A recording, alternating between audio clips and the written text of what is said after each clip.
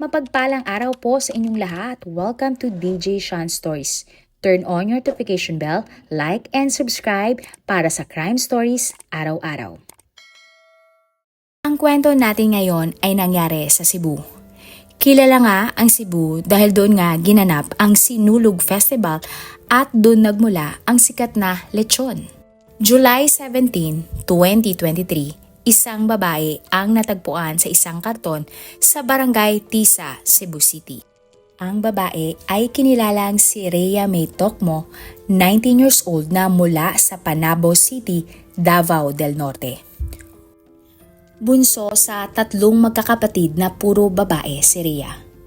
Hiwalay na ang mga magulang ni Rhea kaya naman nakatira si Rhea sa kanyang ate. Nag-aaral si Rhea ng kursong criminology sa Davao dahil pangarap niyang makapagtapos ng kolehiyo para makatulong sa kanyang pamilya. June 14, 2023, nagpunta si Rhea sa Cebu dahil sa trabahong offer ng kanyang kaibigan na si Jewel Smith. Nagkakilala si Rhea at Jewel sa Panabo, Davao del Norte. Nauna nang nakapunta si Jewel sa Cebu noong April at makalipas ang 2 buwan ay sumunod nga si Rhea. Nagtrabaho si Rhea sa isang bar sa Mandaue City sa Cebu. Ilang araw siyang nanatili sa staff house ng bar bago lumipat ng sarili niyang boarding house sa Barangay Look sa Mandaue City kasama si Jewel. July 16, 2023. Ayon kay Jewel, huli niyang nakasama si Rhea ng July 16. Ayon nga din sa karinderya na malapit sa boarding house kung saan nakatira si Rhea, ay huli niya din tong nakita ng July 16. July 17, 2023, bandang alas 7 ng umaga, may mga taong nakakita ng isang malaking kahon na tila tinapon sa Sitio Mohon, Barangay Tisa sa Cebu. Isang security guard sa katabing subdivision ang nakakita na din sa box, pero hindi niya ito pinansin. Inakala kasi ng guard na nahulog lang ito ng isang delivery van. Pero matapos ang ilang oras, ilan sa mga dumadaan ang nagsabing napansin na nilang may mabahong amoy ang karton. Bandang 1:00 ng hapon ng araw na iyon, sinubukan ng isang street sweeper na naka-duty na ilipat ang kahon sa kalsada. Pero nang sinubukan niya ng buhatin ay naramdaman niyang napakabigat ng karton. Kaya naman humingi siya ng tulong sa mga barangay tanod. Makalipas nga lang ang ilang minuto ay binalikan ng street sweeper ang box, kasama na ang isang barangay tanod. Akmang bubuhatin na nga ng mga tanod ang box, pero biglang bumukas ang ibabaw ng box at laking gulat nila na lumabas ang isang braso. Agad silang sumugod sa barangay hall para i-report ang kanilang natuklasan. Dahil dito, nag-report na din ang chairman ng barangay sa mga pulis. Nang i-check nga nila ang box, kumpirmadong labi ng isang tao ang laman ng kahon. Ang labi ay maraming pasa sa katawan at dahil hindi pa tukoy kung sino ang biktima ng mga oras na iyon, dinala ito sa isang punerarya. Pero ang sigurado ng mga pulis ay isang babae ang biktima. July 18, 2023, matapos nga ang isang araw, ang babae ay nakilala na ng mga pulis. Siya nga ay si Rhea Tocmo na ilang araw nang nawawala. Kinumpirma naman ng kanyang kaibigan na si Jewel na si Rhea nga ang nakita ng mga labi dahil suot nito ang favorite ni Rhea na black short, isang necklace na lagi niyang suot, ang kanyang braces at isang tattoo. July 19, 2023, dumating ang ate ni Rhea na si Roche at ang tatay niyang si Romeo na taga Cebu. Muli nilang kinumpirma na si Rhea nga ang labi na natagpuan. Nalaman din ng pamilya ni Rhea na nawawala ang kanyang cellphone at wallet nang siya ay natagpuan. Ikinalungkot nila ang sinapit ni Rhea dahil marami silang pangarap para sa dalaga. Ayon kay Roche, mabait at maalagang kapatid si Rhea. Masipag din si Rhea dahil sa libreng oras nito ay inaalagaan niya ang kanyang pamangkin. Habang nakatira nga si Rhea kay Roche, wala daw siyang naging problema sa kanyang kapatid dahil maaasahan naman ito. Pero mahiyain daw si Rhea dahil kahit mismong pang personal na gamit na bibilhin ay nahiya siyang humingi sa kanyang ate. Dagdag pa ni Roche, nagdesisyon si Rhea na huminto na sa kanyang pag-aaral at magtrabaho na lang sa Davao. Pinilit naman ni Roche si Rhea na ipagpatuloy ang kanyang pag-aaral at siya na nga ang bahala sa mga gastos. Ngunit buo na daw ang desisyon ng kanyang kapatid na magtrabaho para makaipon ng pera. Kaya naman, pinayagan niya si Rhea na magtrabaho na lang sa Davao. Pero nagulat na lang sila nang malaman na sa Cebu pala nagpunta si Rhea. Nalaman na lang nilang nasa Cebu ito nang tumawag si Rhea sa isa niya pang kapatid para magpatulong na mag-book ng ticket pabalik ng Davao para sa pupuntahan niyang event. Nag-alala ang buong pamilya noon ni Rhea pero sinigurado daw ng dalaga na siya ay nasa maayos na kalagayan sa Cebu. Pero sa kasamang palad nga ay nabalitaan na nilang wala ng buhay ang kanyang kapatid. Dahil nga sa sinapit ni Rhea, nagsimula ang investigasyon ng mga pulis. Binalikan nila kung saan ito huling nagpunta at kung sino ang mga nakasama niya. Nakakuha ang mga pulis ng isang CCTV footage noong July 16 na si Rhea ay sinundo ng isang motor at sakay ang isang lalaking naka-orange na damit. Binaybay ni Rhea at ng kanyang kasama ang Sitio Mohon, kung saan natagpuan nga ang labi ni Rhea. Pero dahil malabo ang kuha, kinailangan pa ng mga pulis na ipadala ang kuha ng CCTV sa isang anti-cybercrime unit. Sumailalim nga ang CCTV footage sa isang video enhancement para makita ang itsura ng lalaki at ang plate number ng motor. July 27, 2023, isang lalaki ang nagpunta sa mga pulis para sabihin ang nalalaman niya tungkol sa kaso ni Rhea. Isinauli ng lalaki ang nawawalang cellphone ni Rhea. Ayon sa lalaki, nabili niya ang cellphone sa isang lalaki sa Carbon Public Market. Nang buksan niya ang cellphone, nakita niya umano ang mga litrato ni Rhea na agad niyang nakilala bilang biktima dahil nga sa balita sa social media. Nang una ay sinubukan daw ng lalaking nagbenta ng cellphone na ipabukas ang cellphone sa isang repair shop. Pero sinisingil siya ng technician ng 800 para magawa ang cellphone. At dahil nga mahal ang presyo, ibinenta na lang ng lalaki ang cellphone ni Rhea sa halagang 1,700. Dahil dito, nagsimulang mag-imbestiga ang mga pulis sa Carbon Public Market. Doon nga ay nakakuha din sila ng mga CCTV footage ng lalaking nagbenta ng cellphone at ang lalaki ay nakasuot din ng orange na damit. Kagaya nga ng suot ng huling kasamang tao ni Rhea. Inilabas ng mga pulis ang litratong ito sa publiko at sinabi sa mga balita na siya ang person of interest sa pagkamatay ni Rhea. July 29, 2023, nakatanggap ang Guadalupe Police Station ng isang report na isang lalaki ang may hawak ng baril. Inaresto ang lalaki at napag-alaman na siya pala ang nasa picture ng person of interest sa pagkamatay ni Rhea.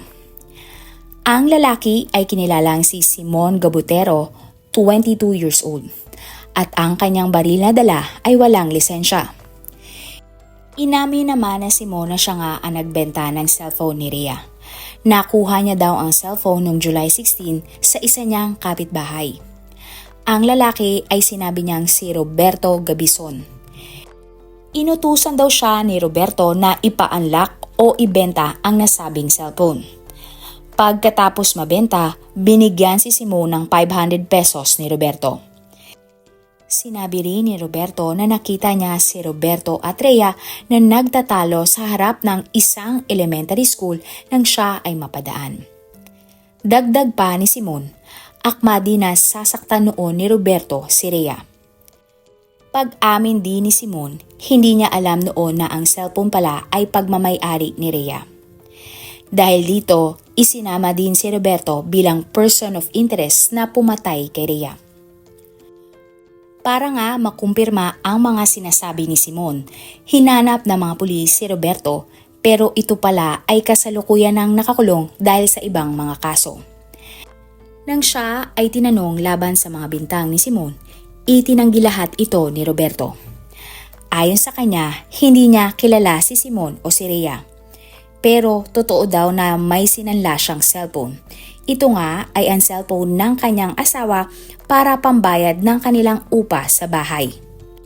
At para nga mapatunayan, handa siyang ipakita ang resibo ng cellphone na ito ay pag-aari nga ng kanyang asawa. August 4, 2023, nagsagawa ng DNA testing ang mga pulis kina Roberto at Simon. Ang mga DNA sample ay sumailalim sa forensics examination at ikinumpara ito sa DNA samples ng kuko ni Rhea. August 5, 2023, lumutang naman ang isang taxi driver sa isang radio station na may impormasyon siya sa kaso ni Rhea. Ayon sa taxi driver, July 17 ay may naisakay siyang pasahero na may dalang isang malaking box pero walang laman. Base sa statement ng taxi driver, ang isang pasahero ay babae na payat at maraming tato sa katawan. Kasama ng babae ang isang foreigner na lalaki. Ang nasabing description ay tumugma sa kaibigan ni Rhea na si Jewel. August 7, 2023, nagpunta si Jewel sa istasyon ng mga pulis para linisin ang kanyang pangalan. Ayon kay Jewel, wala siyang kinalaman sa pagkamatay ng kanyang kaibigan. Nanindigan siyang huli silang magkasama ng July 16 matapos nga nilang kumain. Sinabi din ni Jewel na noong July 17 ay buong araw siyang nasa bahay dahil siya ay walang pasok sa trabaho. Masama nga ang kanyang loob dahil dinawit siya ng taxi driver sa krimen. Magmula kasi nang lumabas ang interview sa taxi driver, siya at ang kanyang pamilya ay nakararanas ng maling akusasyon at mga pagbabanta sa social media. Inakusahan nga din siyang isang mamamatay tao. Hinamon din ni Jewel ang taxi driver na ilabas ang kuha ng kanyang dashcam para mapatunayan ang kanyang bintang. Dahil dito, sinabi nga ni Jewel na siya ay magsasampa ng kaso laban sa taxi driver matapos magpakalat ng kasinungalingan laban sa kanya. Hindi naman sinama ng mga pulis si Jewel sa mga posibleng sospek dahil siya nga ay tumulong sa investigasyon at walang ebidensyang nagtuturo na siya ang kriminal. Sa isang programa, sinabi ni Jewel na malihim si Rhea. Tuwing aalis si Rhea ay tinatanong nila kung saan ito pupunta pero sasabihin lang ni Rhea na babalik din ako kaagad. At hindi nga sinasabi ni Rhea kung sino ang kanyang kinikita. May nabanggit din si Rhea umano sa kanya na may nagpapadala sa kanyang pera na galing sa kanyang boyfriend na taga Davao. Wala naman nasabi si Rhea sa kanya kung sino ang tinutukoy niyang boyfriend. At madalas nga rin halos umaga na kung umuwi si Rhea kaya nag-aalala si Jewel noon. August 10, 2023, lumabas ang resulta ng DNA sample na isinagawa ng mga pulis. Nag-match kay Simon ang mga DNA samples na mula sa kuko ni Rhea. Dahil dito, umiiyak na umamin si Simon na siya ang pumatay kay Rhea. Napatay niya ang dalaga dahil sa selos at galit. Ayon kay Simon, girlfriend niya si Rhea at nagkakilala sila sa Facebook. Nagsimula ang kanilang relasyon noong December 5, 2022 at kahit online lang nga sila nag-uusap ay minahal niya ng lubusan si Rhea. Sinabi ni Simon na siya ay isang construction worker at sumasahod ng 400 pesos araw-araw. Halos lahat daw ng kanyang sahod ay ipinapadala niya nga kay Rhea para sa kanyang pag-aaral. Paniwala ni Simon, si Rhea ay nag-aaral pa din sa Davao kahit siya ay nasa Cebu na pala at nagtatrabaho. Nagulat na nga lang si Simon na hindi na pala nag-enroll si Rhea.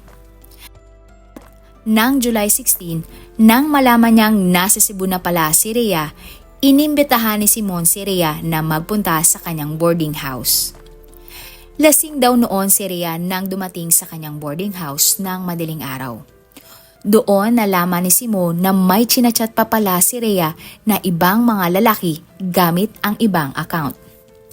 Kaya naman, kinompronta niya ang kanyang girlfriend, pero tinawalan lang siya ng dalaga. Dahil sa galit, nawala sa katinuan si Simon at bigla na lang niyang sinakal si Rhea. Matapos niya ngang mapatay si Rhea, nilagay niya ito sa isang kahon, isinakay sa isang motor at iniwan ang kahon sa barangay Tisa. Dahil dito, kinasuhan si Simon ng murder at ikinulong habang naghihintay ng kanyang trial.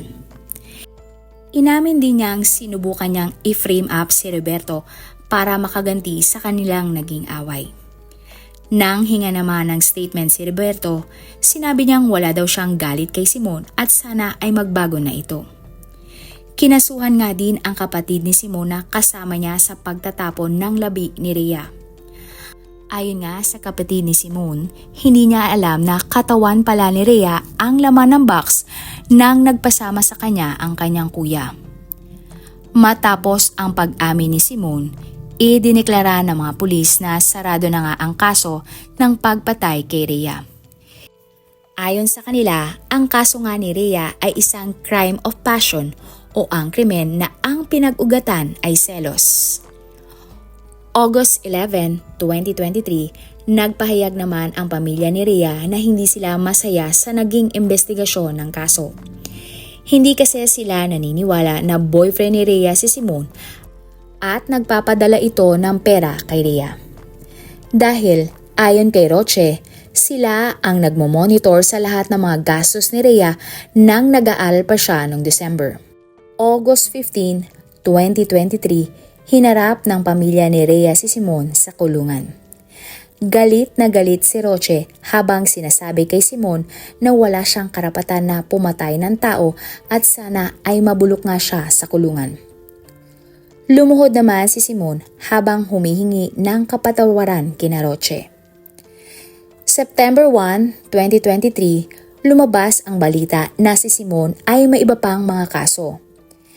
Ninakawan daw ni Simon ang isang babae na taga Cebu noong June 2023 ng 150,000 pesos at alahas na nagkakahalaga ng 180,000 pesos. Itinanggi naman ito ni Simon at sinabing ang tanging krimen lang niyang aaminin ay ang pagpatay kay Rhea. Isang bagong saksi naman ang lumutang tungkol sa kaso.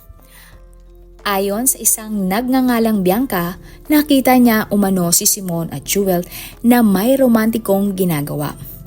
Muli ay itinanggi na naman ito ni Simon. Ayon sa kanya, paanong may mangyayari sa kanila ni Jewel kung hindi pa niya nakikita ito kahit kailan. Hinamon naman ng mga pulis si Bianca na lumutang kung siya ay may ebidensya tungkol sa mga paratang niya kay Simon. Marami pong salamat sa inyong panonood. Huwag kalimutang i-follow at mag-subscribe sa iba pa nating YouTube channel katulad ng Manila Boy Wonder Philippines at Tagalog Facts at Mysteries by DJ Sean. Mapagpalang araw po hanggang sa susunod na episode. Salamat sa lagi niyo pong pagtutok araw-araw. God bless everyone!